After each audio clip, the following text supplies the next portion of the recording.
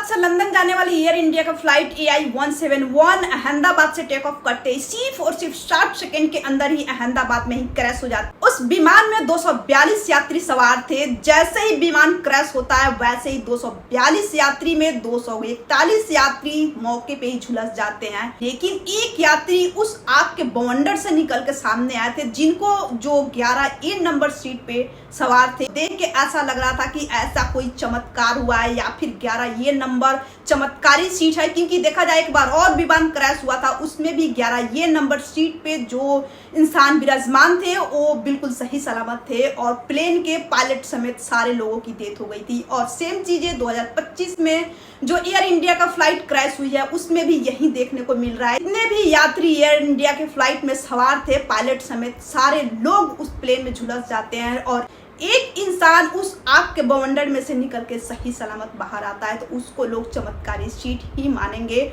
और मान भी रहे हैं, क्योंकि 11A नंबर सीट को अब चमत्कारी सीट माना जा रहा है। इस मेडिकल कॉलेज के ऊपर विमान आके गिरी थी। वहां के बच्चे जो मेडिकल कॉलेज के बच्चे थे वो बैठ के खाना खा रहे थे अपने कैंटीन में, उनके ऊपर ही अचानक से विमान आके गिरती। जितने भी स्टूडेंट थे कुछ समझ पाते तब तक वो लोग मलबे में दब चुके थे और मलबे में दबने के कारण अब यहाँ पे 241 नहीं बल्कि 262 लोगों ने इस प्लेन हादसे का शिकार हुआ है और अब भी कितने लोग अभी घायल है, जिनकी हालात बहुत ही नाजुक बताई जा रही है। क्या आप लोगों को मालूम है कि एयर इंडिया का पहला लापरवाही नहीं है जो 2025 में प्लेन क्रैश में देखने को मिला है, बल्कि इससे पहले भी एयर इंडिया का फ्लाइट इससे पहले कितनी बार लाखों लोगों ने अपने जान से हाथ धो बैठे हैं। बल्कि एयर इंडिया का पहला फ्लाइट क्रैश नहीं हुआ है, बल्कि इससे पहले भी कई सारी फ्लाइट क्रैश हुई है जिसमें लाखों लोगों की मौत हुई है। तो चलो जानते हैं कि एयर इंडिया का फ्लाइट कब कब क्रैश हुई थी, आप लोगों को बताती हूँ। इनके हादसों का इतिहास जरा ध्यान से सुनिएगा आप लोग। पहला हादसा 14 जून 1972 जो जापान एयरलाइंस 471 जो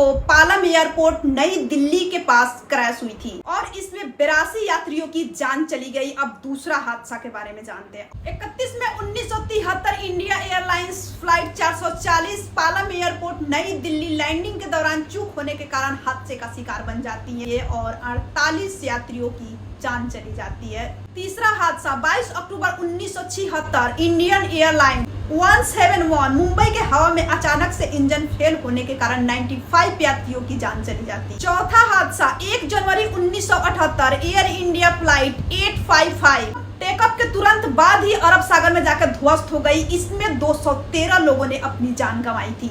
हादसे का कारण था पायलट की गलती। अब पांचवा हादसा 19 अक्टूबर 1978 इंडिया एयरलाइंस की फ्लाइट IC-113 टेकअप के दौरान एयरपोर्ट से 2 किलोमीटर की दूरी पे जाके क्रैश हो जाती है और उसमें 133 लोग अपनी जान गंवा बैठते हैं।